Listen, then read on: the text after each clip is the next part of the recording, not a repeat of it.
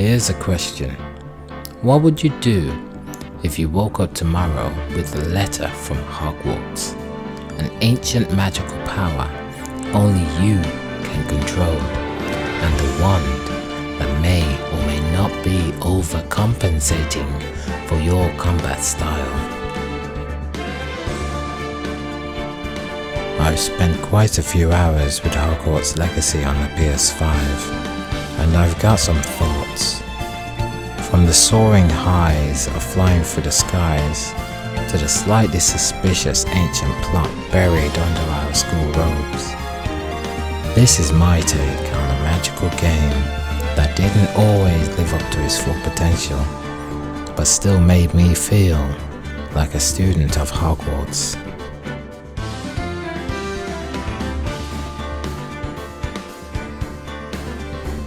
Let's talk gameplay, and I'll start with what absolutely sold me: the combat.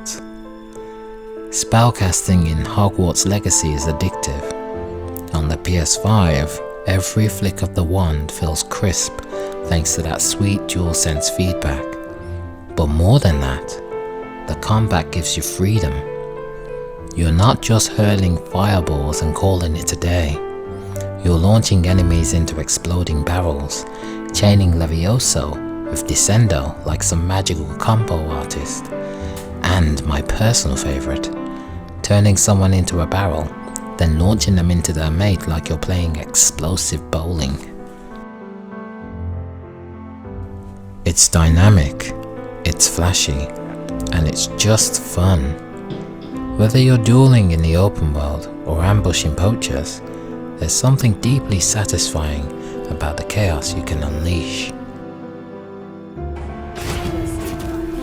That said, enemy variety could have been a bit stronger.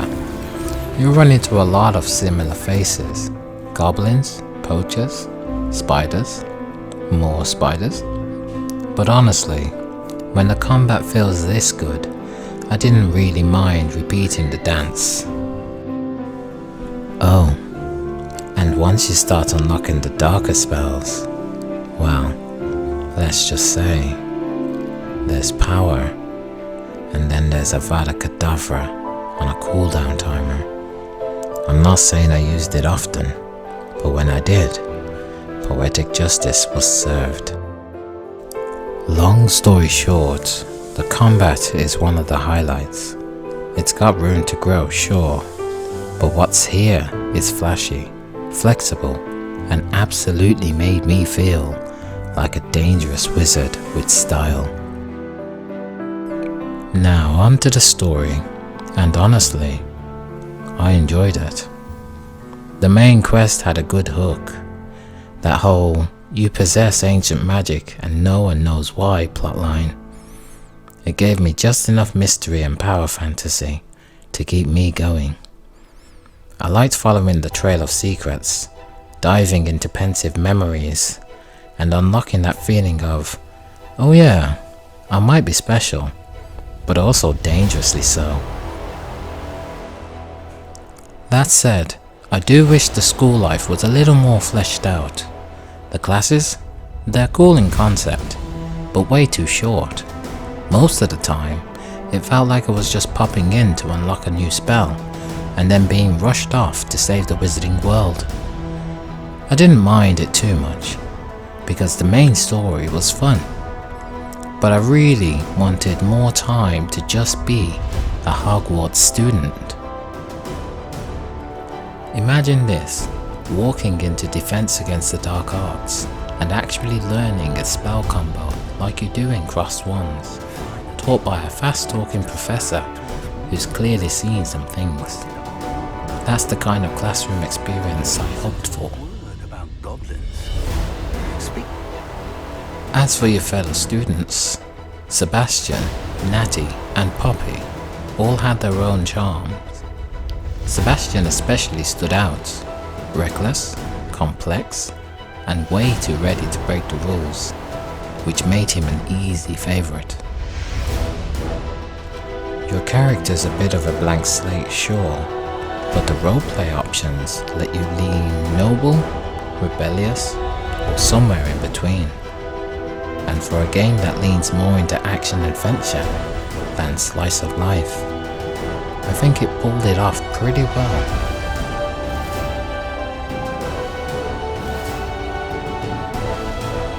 Let's talk about Hogwarts, the big star of the show. The castle is massive, and not just big for the sake of being big. It's detailed, alive, and packed with personality. Walking through the hallways, hearing distant chatter, seeing staircases move, portraits bicker, and ghosts float by. It really does make you feel like you're in the world.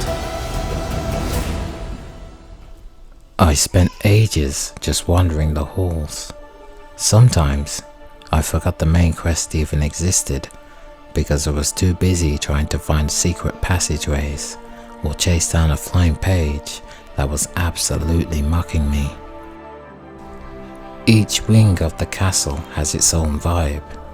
The astronomy tower feels peaceful, the dungeons are straight up sketchy, and the common rooms beautifully done. Stepping into that common room for the first time felt like finding home. That said, I do wish Hogwarts had more of that student life loop. I wanted more reasons to attend class, to bump into other students between lessons, maybe even get into some schoolyard mischief. You can do some of that, but it's not really the focus. Still, the sense of place is strong. The way the seasons shift, how decor takes over the halls, how snow gently falls in the courtyard. It's atmospheric. It makes the idea of simply being there feel like enough sometimes. Hogwarts Legacy might not have captured every little fantasy I had about being a Hogwarts student, but it absolutely captured the awe of the castle itself. It's not just a backdrop, it's a character. And yes, I'll probably keep booting up the game just to walk around like I own the place.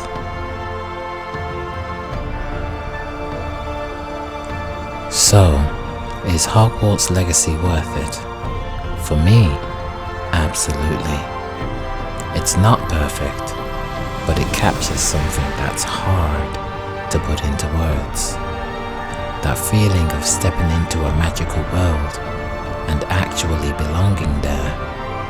The combat is slick, the castle is stunning, and the story, while leaning more towards epic than everyday, still managed to pull me in. I do wish the student life side of things had a bit more love. I wanted more classroom chaos, more school rivalries, maybe even some good old-fashioned mischief managed. But hey, what is here, still magical. Whether you're soaring through the skies on your broom, comboing goblins off cliffs with ancient spells, or just vibing in a common room with the fireplace crackling nearby, Hogwarts Legacy lets you live out the wizarding dream. So if you've ever whispered Lumos into your phone flashlight, or waited for a letter that never came, this one's for you. Thanks for watching. If you've enjoyed this review, don't forget to give it a like or a Lumos, whichever casts more light on the channel, and don't forget to save your progress.